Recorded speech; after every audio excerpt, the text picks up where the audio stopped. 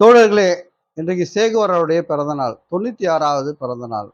சேகுவாரா பார்த்தீங்கன்னா, உலகம் முழுவதும் இளைஞர்களுடைய மனங்கள ஆக்குபைட் பண்ணவர். ஏன்னா டீ ஷர்ட்ல பார்த்தீங்கன்னா, நீங்க சேகுவாராவுடைய இந்த அப்படியே கலைந்த முடியோட, தாடி வச்சுட்டு, ஒரு சுருட்டு புடிச்சுக்கிட்டு, ஒரு கம்பீரமான ஒரு புரட்சியாளன நீங்க அந்த டீ ஷர்ட்ல பார்க்கலாம். எல்லாருடைய இதுலயும். ஆனா அவங்களுக்குலாம் தெரிஞ்சு போடுறாங்களோ தெரியலையோ, ஆனா கியூபாவோட புரட்சிக்காக ஆயுதத்தை எழுத்திய போராளி தான் சேகுவாரா. சேகுவாரா பார்த்தீங்கன்னா, அவருடைய இளமை காலங்கள்லாம் இந்த உடைய நாட்கள்லாம் பார்த்தீங்கன்னா, ரொம்ப கடினமான நாட்கள் தான். அவருக்கு வந்து சாதாரண குழந்தைங்க மாரி அவர் வந்து ஹெல்த்தா வாழல. அவருக்கு வந்து நோய் தொற்று ஏற்பட்டு ஆஸ்மால பாதிக்கப்பட்டவர். அவர் சிறு வயதிலிருந்தே தன்னுடைய நாட்கள்லாம் பார்த்தா ரொம்ப கடினமான போராட்டத்துக்கு மத்தியில தான் பண்ணாரு. எல்லா குழந்தையும் பள்ளிக்கூடத்துல படிச்சா கூட அவர் வந்து வீட்லயே தான் கல்வி கற்கக்கூடிய சூழல். அவர் மெலிந்த தேகத்தினால மற்ற குழந்தைங்கள இருந்து பார்த்தா அவர் தனியா தெரிவார். ரொம்ப மெலிந்த தேகம். அதனால தன்னோட ஆரோக்கியமாக வருவதற்காக உடற்பயிற்சியும், சைக்கிளிங்லாம் போவாரு. அவர் சிறு வயதிலேயே மருத்துவம் படிக்கணும்னு ரொம்ப விருப்பப்பட்டார்.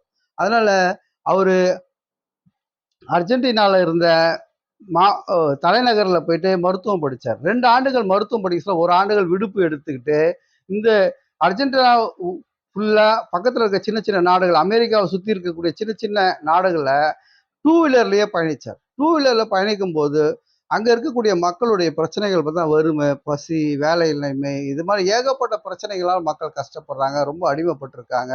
மக்களுடைய எண்ணங்கள்லாம் அவர் உள்வாங்கிட்டாரு. உள்வாங்கிட்டு அங்க பார்த்தீங்கன்னா, அந்த நேரம் தான் தொடுநோய் பார்த்தீங்கன்னா, அமெரிக்காவுல இருக்கக்கூடிய சின்ன சின்ன நாடுகள் முழுவதும் தொடுநோய் ஆக்குபைட் பண்ணி மக்கள் ரொம்ப அந்த நோயினால பாதிக்கப்பட்டிருக்காங்க. ஸோ அங்க பெரு என்ற நாட்டுல போய் பார்த்தீங்கன்னா, அமேசான் என்ற ஒரு பகுதியில ஒரு பெரிய முகாம். அங்க வந்து 6 மாசம் சர்வீஸ் பண்றாரு. எப்படின்னா, அன்னை தெரசா எப்படி கல்கட்டால வந்து தொடு நோயெல்லாம் எடுத்து தொடச்சு, கிளீன் பண்ணி அவங்களோட வாழ்க்கைய மேன்மைப்படுத்துவதற்காக ஒரு ஆசிரமத்துல உணவு இதெல்லாம் குடுத்தாரோ, அதே மாரி அவர் 6 மாசம் அங்க பயணிக்கிறாரு. பயணிச்சுட்டு தான் அவர் வந்து அடுத்த கட்டமாக அவங்க அப்பாவ பத்தி நம்ம சொல்லியே ஆகணும் இந்த விஷயத்துல. அவங்க அப்பா வந்து ஒரு இடதுசாரி சிந்தனையாளர்.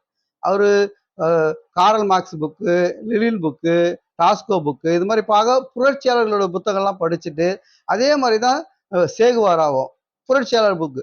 அவரு பார்த்தீங்கன்னா எல்லா புக்கும் படிச்சா கூட மார்க்ஸோட புத்தகத்தையும் லெனினோட புத்தகத்தையும் ரோல் மாடலா எடுத்தா இவங்கள மாதிரி நம்ம பயணிக்கலாம்னு சொல்லிட்டு அந்த மருத்துவம் முடிச்ச கையோட அவர் எங்க போனா பெருநாட்டுல புரட்சி நடக்குது அங்க போறாரு. அங்க போனா பார்த்தீங்கன்னா அந்த புரட்சி தோத்து போயிடுது. தோத்து போயிட்ட உடனே அப்போ மக்கள் கிட்ட அதி துப்பாக்கியை கொடுத்திருந்தா வெற்றி பெறுறோம்னு சொல்லிட்டு ஒரு நாவல் எழுதுறாரு, ஒரு கட்டுரை எழுதுறாரு, ஒரு புத்தகம் மாதிரி எழுதி விடுறாரு.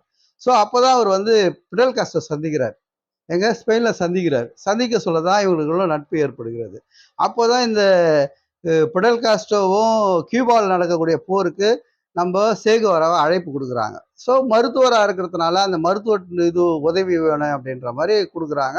ஸோ 2 கியூபால வந்து அந்த கொரில்லா தாக்குதல் வந்து ரொம்ப தீவிரமாக நடக்கக்கூடிய நேரத்தில் இவர் சேகுவாரா போய் அங்கே இணையிறாரு. 2 பாதியா கியூபாவில் பார்த்தீங்கன்னா இந்த பக்கம் ஒரு டீமாக இந்த பக்கம் ஒரு டீமாக 2 பேரும் வந்து கியூபாவோட தலைநகரை பிடிக்கிறதுக்காக பயணிக்கிறாங்க. 2 பேரும் பயணிக்கும் போது அங்க கியூபாவுடைய பிடல் காஸ்ட்ரோ பயணம் வந்து வேகமா நடக்குது. இந்த பக்கம் தொய்வடையுது.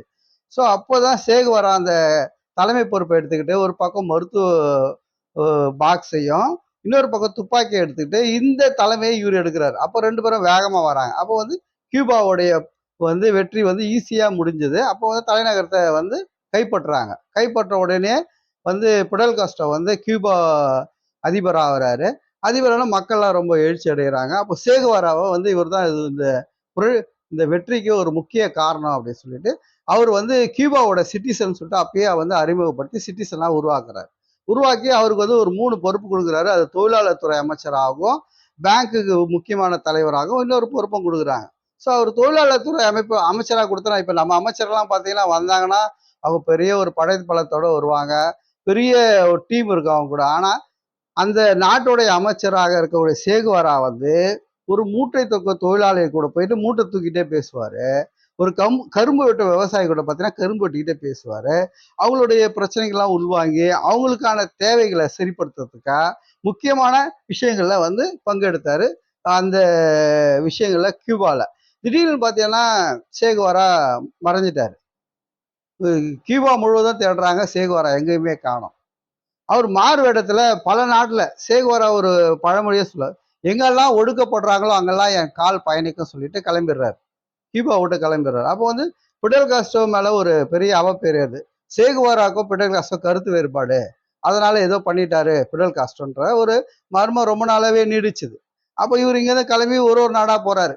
போயிட்டு கடைசியா பொலிவா காட்டுக்குள்ள போறாரு. போஸ்ட்ல ஒரு 10 கொரில்லா போராளிகளோட யூரோவும் போறாரு. போஸ்ட்ல ஒரு அந்த காட்டுல போனோட யார் இருப்பாங்க? மாடு மேய்க்கக்கூடிய ஒரு பெண் இருக்காங்க. பெண் இருக்க சொல்ல, என்னம்மா இந்த காட்டுல நீ என்னம்மா தனியா மாடு மேய்க்கிறிய, என்ன விஷயம் அப்படின்னு சொல்ல அந்த பெண் சொல்றாங்க, ஏதோ அவங்களோட வறுமையை சொல்றாங்க.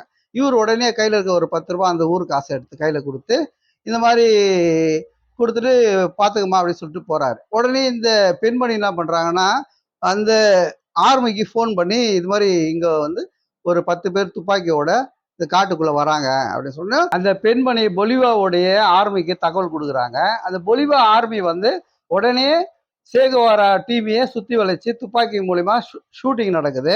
அப்ப அந்த 10 பேரை இறந்துடுறாங்க. சேகுவாராமோட காலில் மட்டும் துப்பாக்கி குண்டு பட்டு சிறை பிடிக்கிறாங்க. சிறை பிடிச்சோடனே அந்த காட்டுக்குள்ள ஒரு பள்ளிக்கூடம் மாதிரி இருக்கு, பாழஞ்ச பள்ளிக்கூடம். அந்த பள்ளிக்கூடத்துல சேகுவாராவை கை காலை கட்டி போட்டு வச்சிருக்காங்க.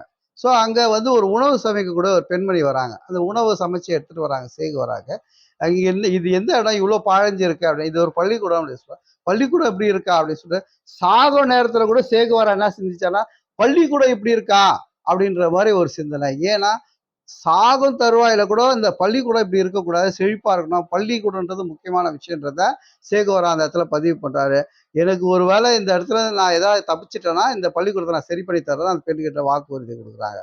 உடனே அங்க இருக்கக்கூடிய அமெரிக்காவுடைய சிஏக்கு வந்து தகவல் கொடுக்குறாங்க, இது மாதிரி சேகுவாரா பிடிபட்டார்னு. உடனே அங்கேருந்து அங்க இருக்க பழைய முக்கியமான ஆட்கள்லாம் வராங்க. காட்டுக்குள்ள வந்து உடனே இவருடைய பல்லு, இவருடைய இது உறுதித்தன்மை பார்க்குறாங்க. இவர் தானே சேகுவாரான்றத உறுதித்தன்மையை பார்க்குறாங்க. பார்த்தோன்னே ஆமான்னு சொன்னோடனே மறுநாள் உடனே அழைப்பு வருது. சேகுவாரா வந்து நம்ம சிறையில போட்டா மக்கள் கருணையாக பொது மன்னிப்புல அவர் விடுதலை ஆயிடுவாரு, நம்ம இங்கேயே அவரை வந்து தீர்த்து கட்டிடணுன்ற ஒரு முடிவு எடுக்கிறாங்க. முடிவு எடுத்தோடனே அங்கேருந்து ஷூட் பண்றதுக்கான சேகுவாரா நிற்க வச்சு ஒரு பெண்மணி கிட்ட கொடுத்து அந்த ஆர்மியில் இருக்கக்கூடிய ஒரு பெண்மணியை ஷூட் பண்ண சொல்றாங்க.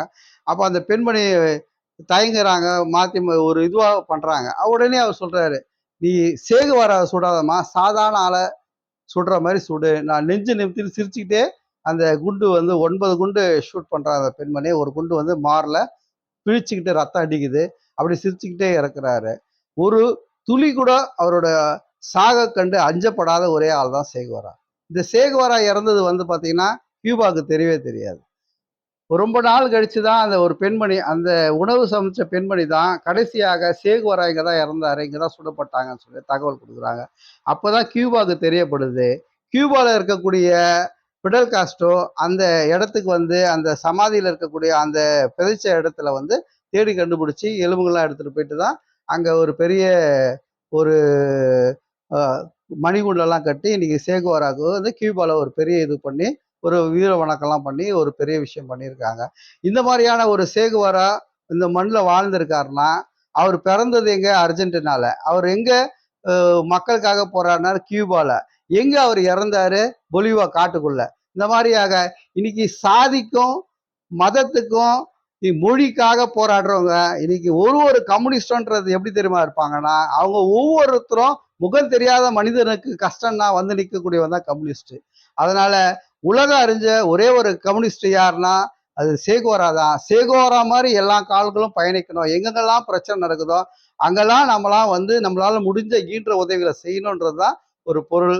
சேகுவாரோட பிறந்த நாள் அதுக்கும் இளைஞர்கள்லாம் மனம் திருந்தி மாற்றத்துக்காக நம்மலாம் பயணிக்கணும். நம்மளுடைய விஷயங்கள் பார்த்தீங்கன்னா சேகுவாராவுடைய ரோல் மாடலா நம்ம பனியனை போடக்கூடாது. பனியன் மாதிரியே அவருடைய சிந்தனைகளும் செயல்களையும் நம்ம வந்து ஃபாலோ பண்ணோம்.